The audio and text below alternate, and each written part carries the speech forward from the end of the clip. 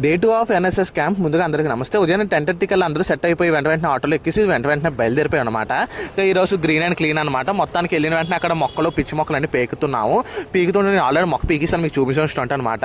మమ్మల్ని పలకరించడానికి పాంపిల్ల కూడా వచ్చింది, చంపేశారు వెంటనే. మా ప్రిన్సిపల్ సార్ కూడా వచ్చి చెకింగ్కి వచ్చి మా మొత్తం అంతా చెక్ చేసి వెళ్ళిపోయారు. వీళ్ళు ఆపలేదు అసలు, గానికే చెరి లాస్ట్ వరకు అలా బొర తినేశారు. ఇంకా టైం సరికి ఫుడ్ సమర్పించారు మాకు. తర్వాత పాము చెట్లు ఒక్కొక్కటి 10 కేజీల వరకు ఉంటుందంట. ఈ కాయచ్చంగా నేను మోస్ట్ చూస్తున్నాను అనమాట ఎంత ఉంటుంది ఏటని. వీళ్ళు ఆకుండా బాదం పిక్కలు తెగ కొట్టుకొని తినేస్తున్నారు. అడవిరాజుల బాబు గారి గుడి అన్నమాట. ప్రతి గ్రామంలోని కామన్ అడవిరాజుల బాబు గారి గుడి. తర్వాత అలా చెరువుని ఆస్వాదిస్తూ ఎంత బాగుందో చెరువు ఎవరు చూడలేదు ఇంకాను, లేకపోతే నాశనం అయిపోను.